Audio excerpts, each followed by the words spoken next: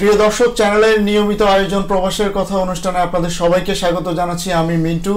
আপনারা সবাই অবশ্যই জানেন যে যুক্তরাষ্ট্রের নিউ ইয়র্কের এই স্টুডিও থেকে আমাদের অনুষ্ঠান নিয়মিত চলছে এবং বরাবরের মতোই আজও একজন বিশেষ অতিথিকে নিয়ে হাজির হয়ে গিয়েছি আপনাদের সাথে। নিশ্চয়ই অনেক অনেক কথা হবে, অনেক গল্প হবে, অনেক আড্ডা হবে এবং আমরা সেই সাথে অনেক কিছু জানতেও পারবো। আজ আমার সাথে রয়েছেন বায়োস্কোপ ফিল্মসের সিএফও নওশাবা রুবনা। রুবনা, আপনাকে স্বাগতম আমাদের যুক্তরাষ্ট্রের চ্যানেলের স্টুডিওতে।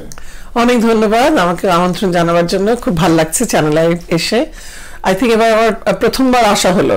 এর আগে আমার হাজবেন্ড বায়োস্কোপ ফিল্মসের পক্ষ থেকে রাজ হামিদ এসছেন আপনাদের স্টুডিওতে। আমরাও আসলে আজ রাজ ভাইকে অনেক মিস করছি। উনি থাকলে আড্ডাটা আমাদের, উনি যদি আপনার পাশে থাকতো আসলে আড্ডাটা অনেক বেশি জমে উঠতো। হ্যাঁ, আমিও তাকে মিস করছি। ইউজুয়ালি সে নিউ ইয়র্কের রিলিজ গুলো দেখে, কিন্তু শারীরিক কারণে এতখানি ফ্লাই করা সম্ভব হয়নি। আর আমি সান ফ্রান্সিসকো, লস অ্যাঞ্জেলেস দেখি। সো এবার উই সুইচড আওয়ার রোলস। তা সে ওয়েস্ট কোস্টে আছে আর আমি ইস্ট কোস্টে। বাট ভাল লাগছে নিউ ইয়র্কে সবার সাথে এসে তাণ্ডবের রিলিজ নিয়ে, এবং সব মানে খুবই হই হুল্লোড় চলছে। সো ভালো লাগছে এখানে থাকতে। আসলে আজ আমরা তাণ্ডব নিয়ে অনেক অনেক গল্প শুনবো নিশ্চয় আপনার কাছে, যেহেতু আমরা জানি যে তাণ্ডব অতি সম্প্রতি মুক্তি পেয়েছে যুক্তরাষ্ট্রে এবং অনেকগুলি হলে। তো প্রসঙ্গক্রমে জানতে চাই যে তাণ্ডব কতগুলো হলে রিলিজ পেলো এবং সাড়া কেমন পাচ্ছেন? সারা ভালোই পাচ্ছি। নিউ ইয়র্কে Kew garden cinemas, Kew gardens এর রিলিজ পেয়েছে শুক্রবার থেকে প্রত্যেকটা ইভিনিং আফটারনুন শো, মানে দুদিনই তো গেল আজকে। সো 8টার শো পুরো ফুল হাউস ছিল। শুধু মানে প্রথম রোতে তো কেউ বসে দেখে না, ওরা সিনেমা হল সেটা কাউন্টও করে না। সো প্রথম রো বাদে কোনো সিটি খালি ছিল না। শুক্রবার 2টা শো, শনিবারের 5:45 এবং 8টার শো ওয়াজ अगेन ফুল হাউস, পুরো সিট ভরা ছিল এবং মানুষের রিঅ্যাকশনও খুব ভালো পাচ্ছি আমরা। আই থিঙ্ক অনেকেই অধীর আগ্রহে বসে আছেন কখন তারা দেখতে পাবেন। তাণ্ডবের নিউ ইয়র্ক সিটির বাইরে রেসপন্সটা কেমন? আচ্ছা, হ্যাঁ, না আমাদের ডেট্রয়েটে এখনই কথা হচ্ছিল আপনাদের স্টোরিতে আসতে আসতে।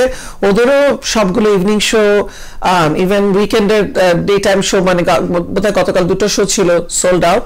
আজকেও ভালো রেসপন্স পাচ্ছে। সান ফ্রান্সিসকোর কন্টিনিউয়াসলি ইভিনিং শো গুলো have been sold out Friday থেকে। মানে যখন হল নতুন শো অ্যাড করে, যেটা কিউ গার্ডেন্সে হয়েছে শুক্রবারের জন্য, সান ফ্রান্সিসকোতে 2টো শো ছিল, ওখান থেকে 3টা কি 4টা হয়েছে শুক্রবার রোববার, এবং ডেট্রয়েটে ওরা শো অ্যাড করেছে। তার মানে ছবিটা সাড়া তুলছে, সাড়া পাচ্ছে ভালো। আপনি জিজ্ঞেস করছিলেন নিউ ইয়র্কের বাইরে। হ্যাঁ, অ্যাবাউট 18টা অন্য শহরে রিলিজ পাচ্ছে। আমি সেটা একটু বোঝাই যে এখানে একসাথে কেন বেশি হল পাওয়া যায় না।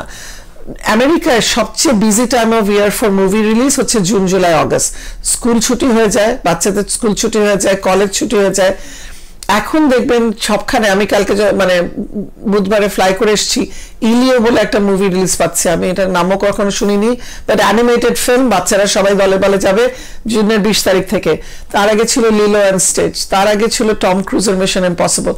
এইগুলো সবার সাথে যুদ্ধ করে মানে আমাদেরকে হলের, মানে হল আমরা হয়তো যতটা চাই তার অনেকখানি কম পরিমাণে পাই। আমি সেটাই সবাইকে বলছিলাম যে যখন প্যান্ডেমিক ছিল আমরা 50-60টা হল পেলে হয়তো 60টা পেলে চলে 50টা পেতাম, বা 40টা 45টা পেতাম। এখন আমরা 20টা হল ছেলে রিগেল সিনেমার্কের কাছে হয়তো 5টা পাচ্ছি, কারণ the Bollywood and Hollywood movies are making so much more profit যে আমরা ওদের টোটেম পুলে অনেক নিচু। কারণ মাঝখানে আবার আছে হিন্দির পরে তামিল, তেলেগু, মালায়ালাম, কান্নাডা, একটা সাউথ ইন্ডিয়ান ফিল্ম 4-5টা ভাষায় রিলিজ পায়। তারপর এখন পাঞ্জাবি, গুজরাটি, ফিলিপিনো, চাইনিজ অনেক ভাষার মুভির সাথে আমাদেরকে পাল্লা দিয়ে হল যেতে হয়েছে। হল চাইলেই পাওয়া যায় না এবং অনেক হল ভাড়াও দেয় না।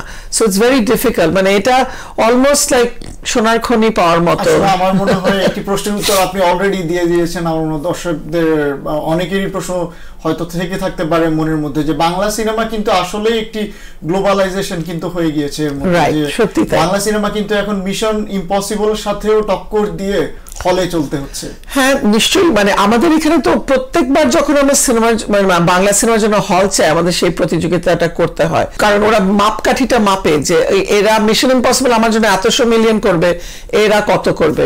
অনেস্ট একটা অপিনিয়ন চাই আপনার কাছে যে আসলে সত্যি কি হলগুলোতে মানে মিশন ইম্পসিবল চললো এবং হচ্ছে আমাদের তাণ্ডবও চললো, মানে কোনটার মধ্যে দর্শকদের সাড়া বেশি পাওয়া যায়?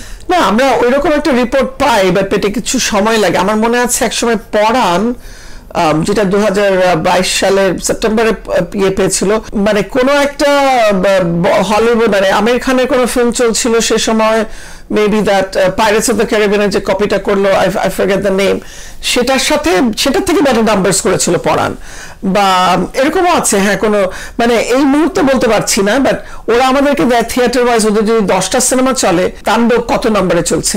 আমার মনে হয় এই সপ্তাহে আমি যে নাম্বারস দেখলাম, কিউ গার্ডেন্সের যে দর্শক দেখলাম, আমরা প্রিটি মাচ টপ 3-র মধ্যে থাকবো। আমি যাই, ওখানে হয়তো লিলো অ্যান্ড স্টিচ চলছে, বাট ওদের হয়তো সেকেন্ড উইক। আমাদের ফিল্মটা যথেষ্ট ভালো করছে। কিউ গার্ডেন্সের শো টাইম গুলো যদি দর্শকদেরকে একটু জানিয়ে।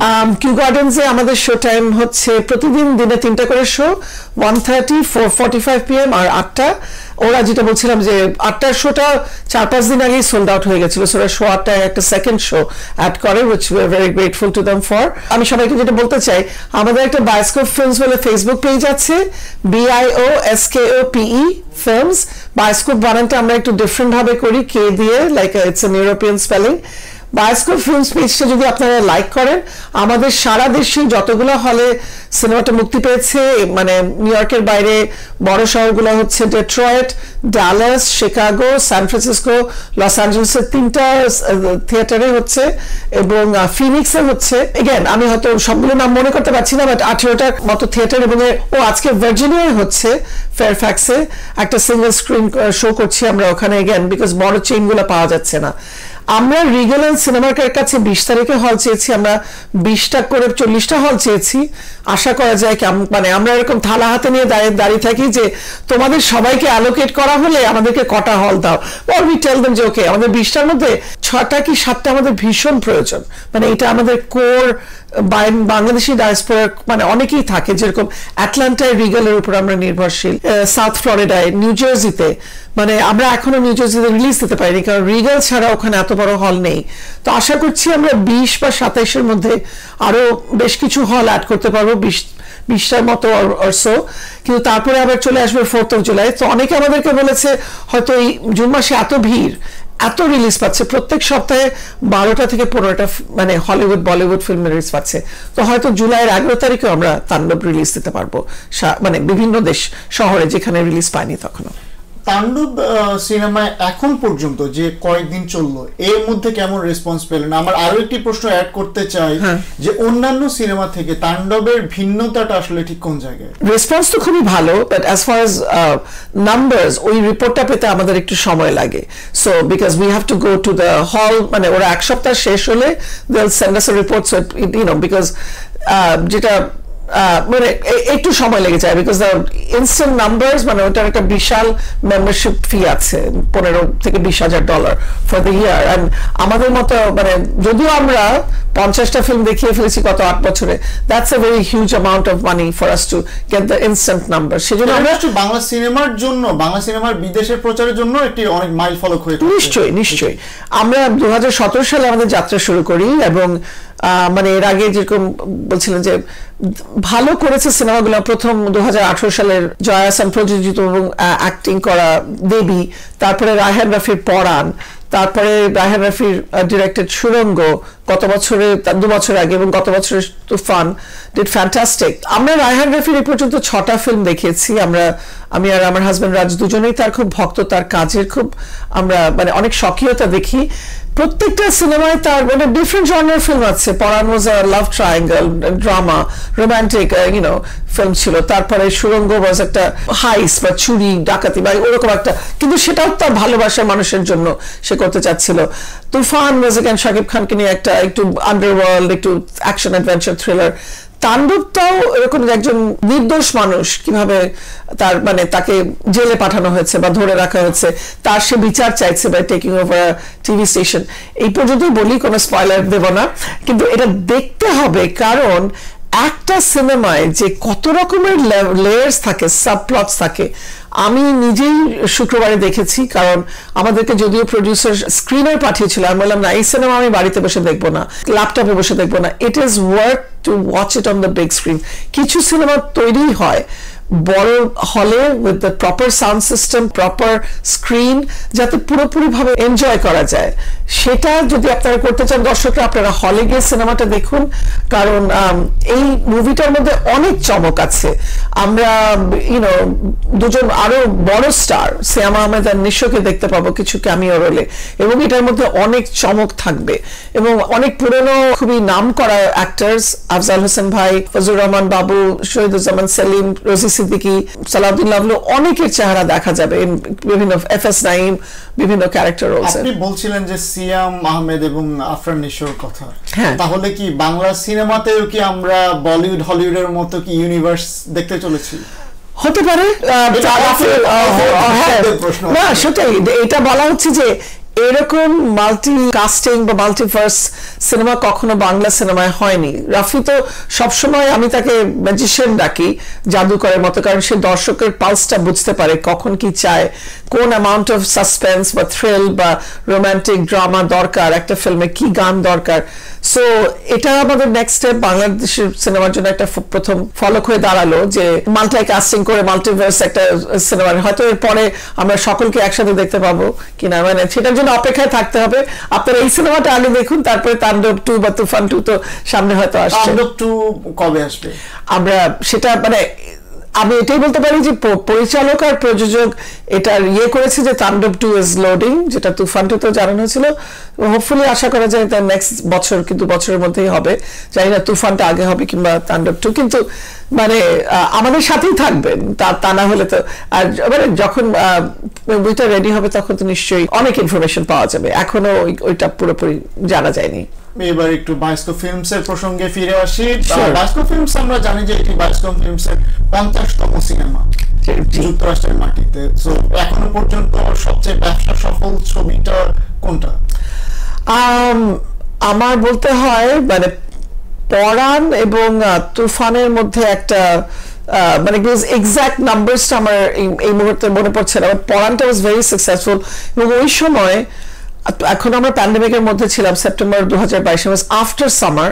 তো পরাণটা আমরা ঈদের মুভি হলো 2 মাস পরে দেখিয়েছি, এবং এই জন্য, এবং তখন প্যান্ডেমিকের কারণে আমরা হয়তো 100টা হল চেয়েছি, ফার্স্ট উইকে আমরা 60টা হল পেয়েছিলাম, আরো আমরা 20টা হলের মতো এখানে অ্যাড করেছি আমেরিকায়, কানাডায় আমরা 15টার মতো হল পেয়েছি। সো 85 থেকে 90টা, মানে somewhere in that range, almost 100 আমরা ছুঁয়েছিলাম। কিন্তু এই বারবি, অপেনহাইমার, গত মিশন ইম্পসিবল, এগুলো শুরু হওয়ার পর থেকে 2023 সাল থেকে বাংলা সিনেমার জন্য হল পাওয়া ভীষণ ডিফিকাল্ট হয়ে যাচ্ছে। কারণ you have to see revenue wise, প্রথমে হয় হলিউডের ডিফারেন্ট জনরার ফিল্ম, তারপরে হয় বাচ্চাদের এই ডিজনি এই টাইপের ছবিগুলো, ওগুলো ভীষণ প্রফিট করে। বলিউড, তারপর তামিল, তেলেগু, কান্নাডা ভাষায়, মানে আমাদের অনেকের সাথে যাদের পপুলেশন বেশি, ওই ভাষাভাষী সিনেমাদের সাথে মানে পাল্লা দিয়ে আমাদের বাংলা সিনেমার জন্য হল চাইতে হয়। সো আমরা we might be the lowest on the totem pole, সেই জন্য আমরা হয়তো সবচেয়ে ভালো হলটা পাই না। আপনি একটা প্রশ্ন করছেন ম্যানহাটনে কেন হল পাই না, কারণ ম্যানহাটনে অন্যান্য সিনেমা এত বেশি চলে, এত বেশি চলে, মানে কিছু শহর আছে ম্যানহাটন, ইভেন রিগেলের, মানে আমরা বোধহয় একবার বোধহয় রিক্সা গার্ল না পড়ানোর জন্য কিছু হল পেয়েছিলাম, এগেন অফ পিক টাইমে, যদি ফেব্রুয়ারি, মার্চ, এপ্রিল, মে বা ফলে হয়তো রিক্সাগার ছিল। বাট আরেকবার আমরা রিগেলে একটা হল পেয়েছিলাম, কিন্তু রিগেল ইভেন কুইন্সে আমাদেরকে হল দিতে চায় না, কারণ ওরা বলে আমাদের অন্যান্য ফিল্ম এত প্রফিট করে, আমি 1 সপ্তাহের জন্য ওই মুভিগুলো নামিয়ে তোমার ফিল্মটা দিতে পারবো না, কারণ Bangla movie historically will never do those numbers. সেই জন্যই আমাদেরকে কিউ গার্ডেন্স বা এরকম হলে নিতে হয়, যারা আমাদেরকে 1 সপ্তাহ ব্যাপী 21টা শো দিচ্ছে, because other places are not willing to give up that spot. That's a great number. হ্যাঁ, সেই জন্য এবং যেরকম আরভাইন, স্যান্ডিগো, কতগুলো, ইভেন আমাদের সান ফ্রান্সিসকো একটা শহর আছে, ভীষণ difficult to get halls. So মানুষের ধারণা হচ্ছে যে all movies R created equal, it's not, it depends on the numbers, it's a numbers game. মানে প্রফিটেবিলিটি, কোনটার কত প্রফিটেবিলিটি তার উপরে ডিপেন্ড করবে আমরা কোথায় হল পাবো, এবং সেই জন্য আমাদেরকে ধাপে ধাপে সিনেমাটা দেখাতে হচ্ছে। বিটুইন মানে জুনের 13, জুনের 20, জুনের 27, ওদিকে জুলাইয়ের 11 পর্যন্ত আশা করছি আমরা তাণ্ডব চালিয়ে যেতে পারবো। বাংলাদেশীয় সিনেমা এবং বাংলা সিনেমাকে বহির্বিশ্বের অনেক দেশে ছড়িয়ে দিচ্ছেন আপনারা নিশ্চয়ই একটি সাধুবাদ আপনাদেরকে আমরা দিতেই পারি দর্শকদের পক্ষ থেকে। অনেক ধন্যবাদ। আর একটি শেষ প্রশ্ন দিয়ে আজকের প্রোগ্রামটি শেষ করতে চাই যে দর্শকদের উদ্দেশ্যে কিছু বলার আছে কিনা। দর্শকদের উদ্দেশ্যে আমার এটাই বলার আছে যে আমাদের বাংলা সিনেমা এক সময় মানে এমন হয়ে গেছিল যে কেউ হলমুখী হতেন না, কিন্তু 2009 সেই মনপুরা বা 2016 সালের আয়নাবাজি থেকে তারপরে 2017 সালে ওগুলো দিয়ে ইন্সপায়ার্ড হয়ে কিন্তু আমরা বায়োস্কোপ ফিল্মস শুরু করি। আমার হাজবেন্ডের ব্যাকগ্রাউন্ড হচ্ছে মেডিসিন, হেলথ এবং প্রপার্টি ম্যানেজমেন্ট, হসপিটালিটি। আমার ব্যাকগ্রাউন্ড ফাইন্যান্স। আমরা দুজনেই খুব মুভি ভালোবাসি, এই জন্য আমরা বায়োস্কোপ ফিল্ম শুরু করি। হাঁটি হাঁটি পাপা করে আমরা বাংলাদেশের সংস্কৃতি, আমাদের কালচার সবার মাঝে বিদেশে প্রবাসীদের মধ্যে ছড়িয়ে দিতে চাচ্ছি, কারণ আমরা বিদেশে থেকে সবাই বাংলাদেশকে এবং আমাদের ভাষাকে, সংস্কৃতিকে খুব মিস করি। সেজন্য আপনারা হলে গিয়ে সিনেমাটা দেখবেন। আপনারা যদি ভালো সিনেমার পৃষ্ঠপোষকতা করেন, আমরা ওই টাকাটা বাংলাদেশে বিনিয়োগ করব এবং তাতে আমাদের চলচ্চিত্রের অনেক উন্নতি হবে। প্লিজ আপনারা পাইরেটেড কোনো কপি দেখবেন না। সব ভালো সিনেমার এবং এইসব বড় কিছুটা হয়তো রেশারেশির জন্য অনেক সময় আমরা শুনছি বরবাদ বা তুফান, প্রিয়তমা, এরা এই সিনেমাগুলো পাইরেসি হয়ে যাচ্ছে। আপনারা হলে গিয়ে সিনেমা দেখবেন, যেভাবে সিনেমাটা এনজয় করা উচিত সেভাবে আপনারা এনজয় করবেন এবং আপনাদের সবাইকে রিভিউ শেয়ার করবেন। সবাইকে জানিয়ে দিন যে বাংলা সিনেমা ভালো করছে, সারা বিশ্বে যাতে ছড়িয়ে যায়। একটা বলতে চাই, এই বায়োস্কোপ এবছর আমরা ইটালি, সুইডেন এবং ডেনমার্কেও ছড়িয়ে দিচ্ছি আমাদের সিনেমা। সো আমাদের সাথে থাকবেন, বাংলা সিনেমার সাথে থাকবেন। সবাইকে অনেক ধন্যবাদ। অসংখ্য ধন্যবাদ নওশাবা রুবনা আপনাকে চ্যানেলে যুক্তরাষ্ট্রের স্টুডিওতে আসার জন্য। প্রিয় দর্শক, আপনাদের সবাইকে আসলে আবারও আমন্ত্রণ জানাচ্ছি যে আপনারা সবসময় বাংলা সিনেমার সাথে থাকবেন, বাংলা ভাষার সঙ্গেও থাকবেন। আমার মনে হয় আমরা যদি সবাই বাংলা ভাষা, বাংলা সাহিত্য, বাংলা সিনেমার সাথে থাকি, তাহলেই আমার মনে হয় দেশ এবং প্রবাসের মাটিতে সবকিছু মিলিয়ে বাংলাদেশও এগিয়ে যাবে এবং আমরাও এগিয়ে যাব। নিশ্চয়ই সেই দিন আর খুব বেশি দূরে নয় যেদিন বাংলা সিনেমা বহির্বিশ্বে হলিউডের সাথেই টক্কর দিবে, অলরেডি দিতে শুরু করেছে। আজকের আলোচনা যেটি উঠে আসলো, সবাই ভালো থাকবেন। আগামী পর্বে আবারও নতুন কোনো অতিথিকে নিয়ে আবার দেখা হবে।